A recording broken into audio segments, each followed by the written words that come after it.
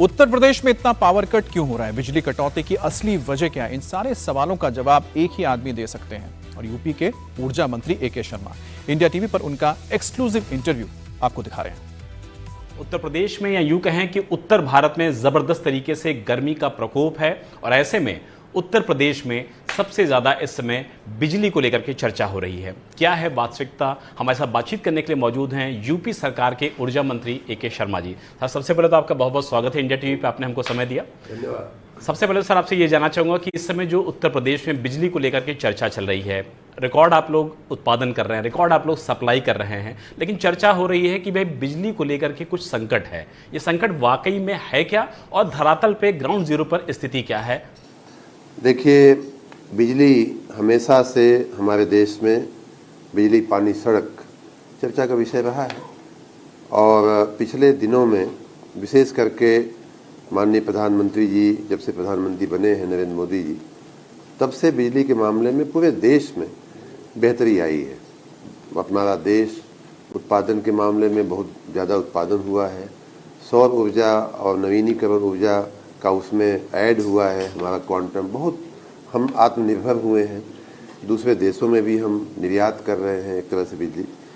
वही दशा, वही हाल कम बेश उत्तर प्रदेश में भी लागू पड़ती है, जहां 1947 से लेकर के 2017 तक, जब तक समाजवादी पार्टी इस राज्य में शासन की है, 70 साल होते हैं।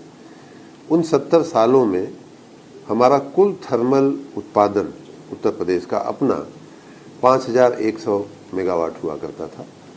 उसमें 17 के बाद अभी तक लगभग 4500 मेगावाट की उसमें बढ़ोतरी हुई है। तो 70 साल में जितना उत्पादन हुआ था उतना 9 साल में, 8 साल में हुआ है। और उसमें भी ज़्यादातर जो बढ़ोतरी हुई है वो पिछले 3-4 सालों में हुई है। तो इस प्रकार हमने उत्पादन बढ़ाया है। हमने जो हमारे प्लांट पहले से चल रहे थे उनका एक प्लांट लोड फैक्टर होता है कि कितना परसेंट क्षमता पे वो चल रहे हैं, प्लांट लोड फैक्टर बोलते हैं। वो नॉर्मली 69-70 की रेंज में हुआ करते थे।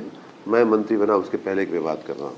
आज की तारीख में वही प्लांट 85% में PLF पे चल रहे हैं। मतलब उसी प्लांट से हम 3 नए प्लांट के क्षमता के बराबर जो है उन्हीं प्लांट से हम बिजली पैदा कर रहे हैं। तीसरा हम आपको बतावें, मैं अपना स्रोत की बात अभी कर रहा हूँ। फिर हमने जो टाई अप किया है, जो NTPC या अन्य स्रोतों से जो हमने करार किए हैं, उनकी बात मैं अभी नहीं कर रहा हूँ। मैं अपने उत्तर प्रदेश के राज्य के संसाधनों की बात कर रहा हूँ। उसमें लगभग 2000 मेगावाट सोलर का उसमें हमने ऐड किया है। 1500-1600 मेगावाट तो घरों की छतों पर से आ रहा है और 200 मेगावाट सरकारी भवनों की छतों पे आ रहा है। तो कुल मिलाकर के 2000 मेगावाट जो है PM सूर्य घर से आ रहा है और बाकी का लगभग 5000 मेगावाट हमारे अन्य सोलर प्लांट से आ रहा है। तो इस प्रकार जो 2017 तक हमारा ऊर्जा का उत्पादन था इस राज्य में 5100 मेगावाट के आसपास, उसकी जगह 4500 मेगावाट हमने थर्मल में जोड़ा है और लगभग 5000-6000 मेगावाट हमने सोलर और रूफटॉप सोलर से जोड़ा है। तो इस प्रकार ऊर्जा की 3 गुना लगभग हम लोगों ने वो कर दिया है। लेकिन जैसा कि आपने कहा, शुरुआत में ही कहा, गर्मी अतिशय बढ़ रही है। हर घर में AC, पंखा की आवश्यकता पड़ रही है। मैं तो स्वयं गांव का रहने वाला हूं। मैं अपने गांव में ही देखता हूं कि हम लोग जब छोटे थे तो पंखे भी नहीं थे, बिजली ही नहीं आती थी, पंखे। अब AC चल रहे हैं। अब AC एक नहीं, 2-2, 3-3 चल रहे हैं एक एक घर में। तो ये प्रगति की निशानी है, ये अच्छी बात है, ये अच्छी निशानी है कि गाँव में भी अगर AC है, कार है, तो निश्चित रूप से अर्थव्यवस्था अच्छा कर रही है, इसका ये द्योतक है। तो लेकिन कुल मिलाकर के डिमांड बढ़ी है। डिमांड बढ़ने के कारण ये जो हमेशा स्ट्रेस रहता है वो पिछले किसी भी साल का आप रिकॉर्ड दिखा, मैं तो कहता हूँ कि 70-75 साल का उत्तर प्रदेश का आप रिकॉर्ड उठा के देखें, कोई ऐसा वर्ष नहीं होगा जिसमें गर्मी में थोड़ी बहुत हाय तौबा नहीं रही है। और ये मैं तब की बात कर रहा हूँ जब आज की अपेक्षा आधे ही उपभोक्ता बिजली के उपभोक्ता हुआ करते थे। 2017 तक कुल राज्य में 1 करोड़ 80 लाख उपभोक्ता हुआ करते थे। आज 3 करोड़ 70 लाख उपभोक्ता है। राज्य वही है, ज्योग्राफी वही है, घर वही है, मकान वही है, जनसंख्या थोड़ी बहुत बढ़ी होगी कुछ परसेंटेज, लेकिन हैबिटेशंस जो गांव और जो मजरे हैं उनमें बढ़ोतरी नहीं हुई है। फिर भी हमने जो हमारे जो कंज्यूमर बेस था उसको हमने डबल किया है। उसी तरह से मजरों की अगर बात किया जाए तो 2017 में 1,21,000 मजरों का विद्युतीकरण हुआ था। आज हमने लगभग 3 लाख मजरों का विद्युतीकरण कर लिया है। और हम इस समय, मैं बड़े गंभीरता के साथ, बड़ी जिम्मेदारी के साथ ये स्टेटमेंट दे रहा हूँ कि 18 घंटे से कम बिजली हमारे ग्रामीण क्षेत्र में भी नहीं जा रही। हाँ, ये बात अवश्य है कि हम जो 32,000 का क्लेम करते हैं पूर्णतः सत्य है। 31,000 32,000 हमारी रोज की रेंज चल 30 से कम हमें कभी आई ही नहीं है। आज सुबह हल्की बरसात हो गई है, कल भी थोड़ा सा रात में मौसम थोड़ा सा मौसम ठीक हो गया, फिर भी हमारी 30,000 कुछ मेगावाट की खपत रही है। और उसमें जो समस्या आ रही है सप्लाई में, जो लास्ट माइल जो सप्लाई होती है, लास्ट माइल जो कनेक्टिविटी होती है या लास्ट माइल जो डिलीवरी जिसको कहते हैं, उसमें बिजली ही नहीं हर सर्विस में कहीं ना कहीं दिक्कत रहती है। चाहे वो बस की सेवा हो, चाहे अन्य कोई सेवा हो, लास्ट माइल में हो ये रहा है कि अभी पिछले 15 दिन, जब आपने कहा ना कि चर्चा का विषय बना, ये पिछला 15 दिन ही चर्चा का विषय रहा है। अब मैं आपको इस 15 दिन का थोड़ा इतिहास बता दूं, क्यों चर्चा शुरू हुई। ऐसा नहीं है कि बिजली नहीं जा रही है, ऐसा नहीं है कि हम बिजली नहीं दे रहे हैं, बिजली जा रही है। कहीं कहीं स्थानीय कारण बनते हैं और उनकी वजह से कुछ लोग उसमें आग में घी डालने का भी काम करते हैं और इसकी वजह से एक चर्चा का बड़ा विषय बन जाता है। नहीं तो मैं पुनः फिर से बड़ी जिम्मेदारी के साथ ये स्टेटमेंट दे रहा हूँ कि पूरे देश में, उत्तर प्रदेश में बिजली व्यवस्था सुचारू रूप से चल रही है। हर गांव, हर गली में देखिए 3 लाख गांव और मजरों वाला ये राज्य है, 60,000 ग्राम पंचायतों वाला ये राज्य है। उनमें से पांच जगह अगर चर्चा का विषय आया तो कितना प्रतिशत होता है। लेकिन चर्चा आगे बढ़ गई, चर्चा आगे बढ़ाई गई। और मैं पुनः बड़ी जिम्मेदारी के साथ कहता हूं कि क्यों ये विषय खड़े हुए, उस पर भी मैं बताऊंगा आपको। कानपुर में लगभग 12 दिन पहले की बात है, जब ये थोड़ा सा चर्चा शुरू हुई, हुआ ये कि एक CUGL करके कंपनी है, गैस की पाइपलाइन डालने वाली कंपनी है। मैं फोटो भी आपके साथ शेयर कर दूंगा, पूरा उसका डिटेल भी शेयर कर दूंगा। उसने अचानक रात में एक दिन पाइपलाइन का काम करते हुए इस तरह से हमारी हेवी केबलों को काट दिया कि आज तक हम उसको रिपेयर नहीं कर पाए और कई कई जगह काट दिया। आज हम 18 से 24 घंटे, नगरों में 24 घंटे लगभग, गाँव में भी 20 घंटे 18 घंटे बिजली हमारी जा रही है। हाँ, व्यवधान आते हैं, जैसा कि मैंने बताया, मानव जनित व्यवधान। किसी ने केबल काट दिया, अभी उन्नाव में एक खबर बनी थी, उन्नाव में आपके किसी एक टीवी चैनल ने ही चलाया था कि उन्नाव के लोगों ने हाईवे जाम कर दिया। और कारण ये था, वाकया ये था कि एक डंपर ने हमारे ट्रांसफार्मर में टक्कर मारी, डंपर उलट गया, ट्रांसफार्मर भी उलट गया, बिजली में व्यवधान आया। तुरंत उसी दिन बिजली के हमारे कर्मियों ने उसी दिन ट्रांसफार्मर बदल के लगाया, लेकिन वो ट्रांसफार्मर स्टेबल नहीं हो पाया, वो ट्रांसफार्मर फिर से जल गया। तो ये एक मानव जनित समस्याएं कई बार आती हैं। 2 बार या कई बार पिछले हफ्ते की अगर मैं बात करूं तो 2 बार आंधी तूफान बड़े बड़े जबरदस्त आए। अभी 3 दिन पहले एक राउंड आया था और एक गई रात में आया है। गई रात में उसका हमने फोटो और डिटेल्स हमने अपने सोशल मीडिया पे शेयर भी किया है। हाई टेंशन लाइन के बड़े बड़े जो टावर होते हैं, जिनको बड़ा जो देखते होंगे आप, देख करके ही डर लगता है, ऐसे टावर पूरा उखड़ गए, जड़ से उखड़ गए।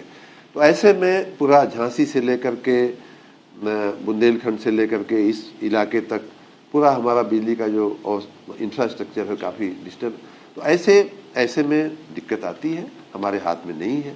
तो ऐसे कारणों की वजह से कई बार, और वो भी इतना होने के बावजूद भी हमारी आजकल ग्रिड व्यवस्था या मैनेजमेंट इतना पुख्ता है कि कहीं ना कहीं से हम सोर्स करके लाइन को हम डाइवर्ट करके हम लाइन देने में, नहीं तो आज क्या स्थिति होती मैं उसका अनुमान लगा सकता हूं कि कई जगहों पे 400 kV के, 132 kV के, 200 kV के, और हमारी लो टेंशन लाइनें तो सैकड़ों जगहों पे हमारे सब स्टेशन खराब हुए हैं। अगर हमारी अल्टरनेटिव सोर्सेज से व्यवस्था देने की, अच्छा प्रबंधन करने की क्षमता नहीं होती तो आज हम यहाँ बैठ नहीं पाते, आपको इंटरव्यू नहीं दे पाते। वैश्विक संकट जो मंत्री जी इस समय पूरे विश्व में है, उत्तर प्रदेश में है, देश में है, विश्व में है, क्या एक वो भी बड़ी वजह है? रीजन ये है कि कई बार ऐसा होता है कि लोग इंडक्शन का इस्तेमाल ज्यादा कर रहे हैं, कई बार ऐसा होता है कि इलेक्ट्रॉनिक व्हीकल्स लोगों के पास ज्यादा आ गए हैं, उसकी चार्जिंग शुरू हो गई है। ई रिक्शा की चार्जिंग तो लखनऊ और बाकी जहां पे हो ही रही है। क्या एक ये भी बड़ी वजह है मौजूदा संकट के चीजों को आगे बढ़ाने में? और क्या जो बिजली चोरी की घटनाएं हो रही हैं, मैं राजधानी लखनऊ की ही बात कर रहा हूं, राजधानी लखनऊ में ही बिजली चोरी की कई सारी घटनाएं आई और जब बिजली विभाग के कर्मचारी वहां जाते हैं तो उनके साथ मारपीट की जाती है। पिटाई हो रही है काफी। कल ही परसों हमारे एक जेई को बड़ी बुरी तरह से लखनऊ में पीटा गया है और बड़ी दुर्भाग्यपूर्ण इस तरह की गिरफ्तारी की है पुलिस ने। गिरफ्तार करना ही पड़ेगा क्योंकि जिस तरह से उसकी पिटाई हुई है उसकी जान जा सकती थी। कुत्ता उसके ऊपर छोड़ दिया गया लोहे से के, और सबके वीडियो एविडेंस है, सबके वीडियो और सबके ऐसा लोग बता रहे हैं, आपने भी बताया कि वैश्विक कारणों से घरों में हीटर और इंडक्शन जो हीटर होते हैं उनका उपयोग काफ़ी बढ़ गया है। तो स्वाभाविक रूप से हमारी डिमांड बढ़ गई है। डिमांड बढ़ गई है वो तो फिर भी समझ में आता है, लेकिन जिन घरों में लोड सैंक्शन लोड बहुत कम था उन घरों में भी लोड बढ़ गया है। हमारे ट्रांसफार्मर्स की क्षमता जो सैंक्शन लोड है उसके हिसाब से होती है। तो जो वास्तविक लोड है और जो हमारा जो ट्रांसफार्मर जिस सैंक्शन लोड पे लगाया गया है 10 kVA का है, 25 kVA का है, 63 kVA का है, 100 का है, लेकिन उसकी जगह 150, 200 उसका लोड चल रहा है। अच्छी बात ये है, देखिए ये रिकॉर्ड पे है, आप चाहें तो इसको वेरीफाई कर सकते हैं कि इस बार सबसे अच्छी जो बात हुई है, नहीं तो हम तो कहीं के नहीं होते अगर वो नहीं किया गया। पिछले 3 सालों में हमने ट्रांसफार्मरों के अनुरक्षण का बहुत व्यापक अभियान चलाया कि भाई ये हर गली में, हर मोड़ में जब देखो तब हर घंटे ट्रांसफार्मर जलने की खबर आती है और धू धू करके पूरा एक दृश्य उपस्थित होता है कि जैसे कि कोई वार चल रहा हो। विजुअल बड़ा खतरनाक, अजीब सा विजुअल आता है। मैं गारंटी के साथ कह रहा हूं कि इस बार की गर्मी में आप लोगों ने ऐसे विजुअल बहुत कम देखे होंगे। कारण ये है कि जो ट्रांसफार्मरों में तेल नहीं डाला जाता था वो हमने अनुरक्षण महीना चला करके उनकी अनुरक्षण मेंटेनेंस करवाया, तेल डालने से लेकर के अन्य तमाम जो तकनीकी उसका मेंटेनेंस होता है। वैसे ही कई बार हमारे कर्मचारी बदमाशीवश उसमें एक पक्का तार बांध देते थे जिससे कि उनको हमेशा आने जाने की ट्रांसफार्मर देखने की आवश्यकता न पड़े, वो भले ट्रांसफार्मर जल जाए। तो उसकी जगह एक फ्यूज वायर होता है। फ्यूज वायर लगाया ही इसीलिए जाता है कि जब फ्लक्चुएशन ज़्यादा हो तो फ्यूज वायर ही उड़ेगा, जो आपका मेन जो संयंत्र है वो बच जाएगा। घरों में नहीं, घरों में भी ऐसी व्यवस्था होती है। इस बार ये सब ध्यान रखने की वजह से हमारे ट्रांसफार्मरों के फूकने में बहुत ज्यादा कमी आई। तो उत्तर प्रदेश की जो सरकार है, जो बिजली विभाग है, एज अ बिजली मंत्री, क्या आप उत्तर प्रदेश के लोगों को यह श्योर करेंगे कि आने वाले दिनों में कटियाबाजों के खिलाफ भी एक बड़ा और व्यापक अभियान चलेगा जैसा कि हमेशा चलता रहा है? निश्चित रूप से ये अभियान चलेगा, चलता रहेगा। इसलिए चलता रहेगा कि एक फीडर में मान लीजिए 1000 उपभोक्ता है और 1000 में से 950 उपभोक्ता नियमित अपनी बिल जमा करते हैं, नियमित अनुशासन के हिसाब से अपना बिजली का उपयोग करते हैं। 50 लोग ऐसे हैं कि जो उपभोक्ता भी नहीं है रिकॉर्ड पे, बिजली का बिल भी नहीं देते हैं और वो कटिया लगा करके चोरी करके कहीं ई व्हीकल की चार्जिंग की चोरी हो रही है, तो कहीं कोई अन्य उद्यम लगा करके चोरी हो रही है, कहीं मस्जिद में चोरी हो रही है, कहीं एक व्यक्ति स्वयं भी चोरी कर रहा है और 10 लोगों को बांट भी रहा है बिजली। तो ये तो निश्चित रूप से गलत है और हम लोगों ने इस पे कार्रवाई की है। मेरा आपसे आखिरी सवाल ये है, ऊर्जा मंत्री के तौर पर इंडिया टीवी के जो दर्शक, उत्तर प्रदेश के जो लोग आपकी बात सुन रहे हैं, क्योंकि भीषण गर्मी भी आना बाकी है, जून जुलाई बहुत ज्यादा गर्मी पड़ती है, ऊर्जा मंत्री के तौर पर आप दर्शकों से, उत्तर प्रदेश के लोगों से क्या अपील करना चाहेंगे?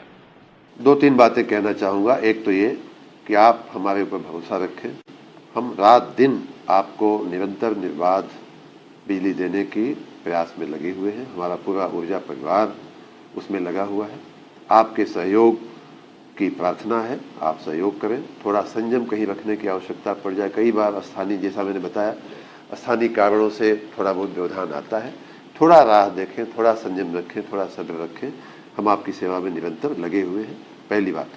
दूसरी बात ये कि जैसा कि माननीय प्रधानमंत्री जी ने वैश्विक संकट को देखते हुए और हमारे माननीय मुख्यमंत्री जी ने भी वैश्विक संकट को देखते हुए हम सबको, पूरे सभी नागरिकों को ये संदेश देने की कोशिश की है कि ऊर्जा का बचाना, ऊर्जा की बचत एक नया ऊर्जा का संयंत्र लगाने जैसा होता है। अगर हम थोड़ी सी ऊर्जा की अपनी सावधानी पूर्वक बचत कर लें, अपनी ज़रूरतों को कम करने की बात हम नहीं कर रहे हैं।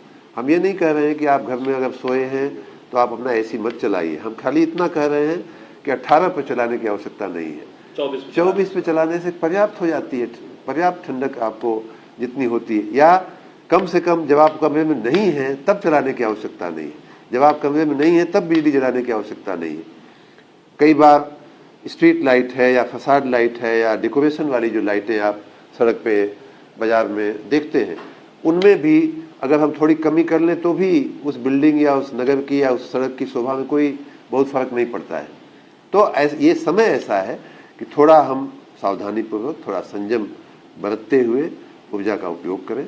और सिर्फ बिजली ही नहीं, मैं तो कहूँगा कि माननीय प्रधानमंत्री जी ने हम सबको जो ईंधन हमारे अन्य ऊर्जा के अन्य स्रोत हैं, चाहे वो पेट्रोल हो चाहे डीजल हो, सब पे नियंत्रण रखना और संयम पूर्वक उपयोग करने की माननीय प्रधानमंत्री जी ने बात किया है। मैं सभी नागरिकों से अपील करूंगा कि आप माननीय प्रधानमंत्री जी, माननीय मुख्यमंत्री जी के आह्वान को आप भी नज़र में रखें।